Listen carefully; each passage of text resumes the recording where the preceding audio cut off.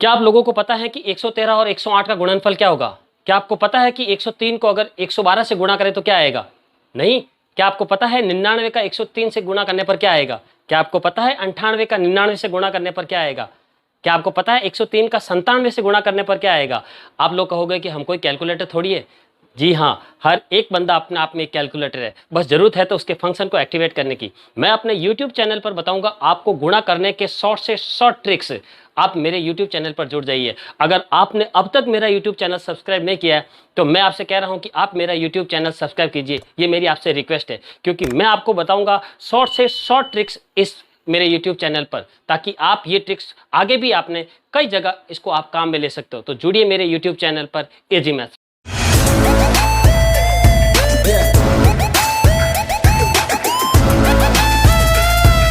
Hello everyone, welcome to my YouTube channel AG maths.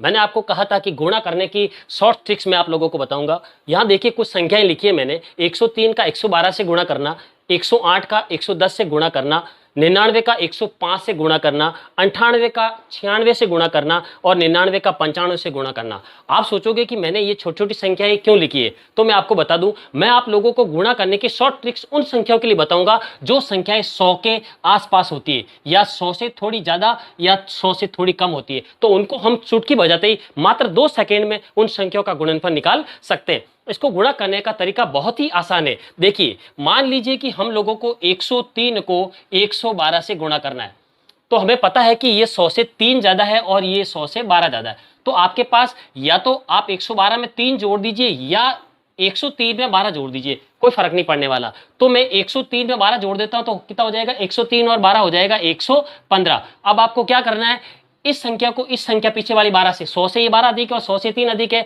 तो 12 को 3 से गुणा करना, 12 तिये 36। ये हो गया हमारा 103 और 112 का गुणनफल। है ना मजेदार? बहुत ही आसान है। मान लीजिए आपको 109 को, मान लीजिए 109 को आपको 110 से गुणा करना है। हो गया ना? बहुत ही आसान।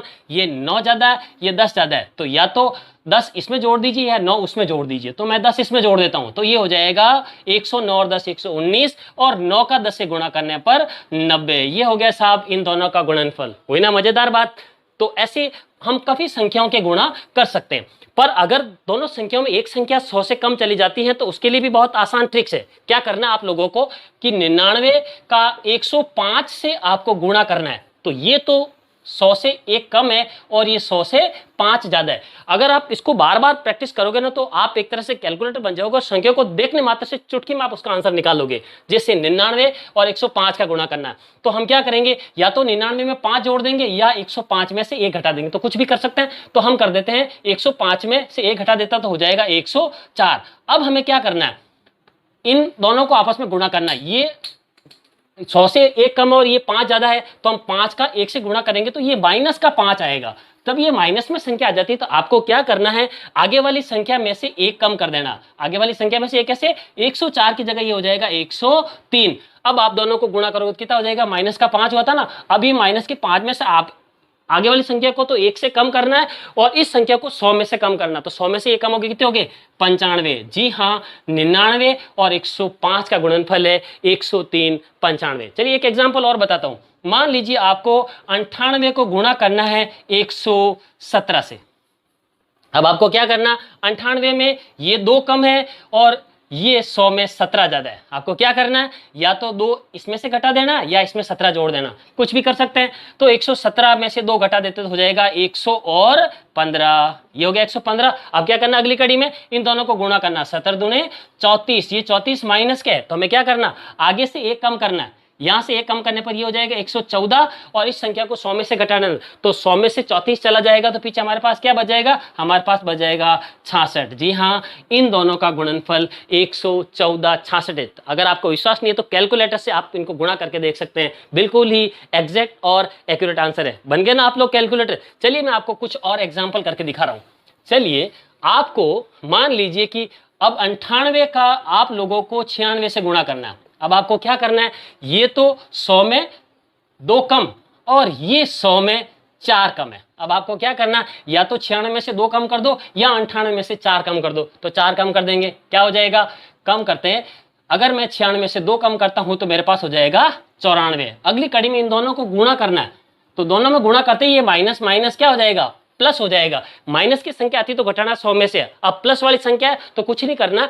अगर 2 अंक है तो है जैसे कि जैसे लिख देना है इसमें, और अगर 2 अंक नहीं है तो आपको क्या करना, आगे 0 लगा के लिख देना। जी हाँ, इन दोनों का गुणनफल 9408 है। एक और एग्जांपल देता हूं मैं आप लोगों को। मान लीजिए 95 का गुणा करना है आपको 93 से, ठीक है।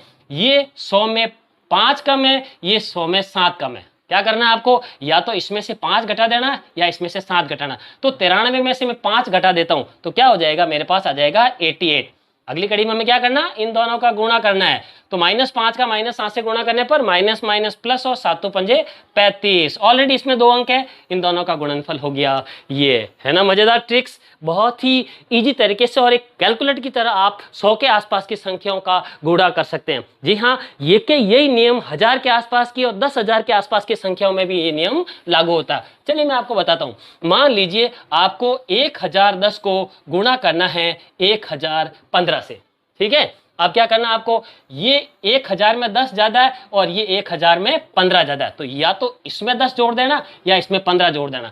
तो मैं 1010 में 15 जोड़ देता हूं तो हो जाएगा 1025। अगली कड़ी में हमें क्या करना है, इस 10 का इस 15 से गुणा करना तो हो जाएगा 150। जी हाँ, 150। इन दोनों का गुणनफल यही है। विश्वास नहीं है तो निकालिए कैलकुलेटर और चेक कर लीजिए, बिल्कुल ये के यही आंसर आने वाला है।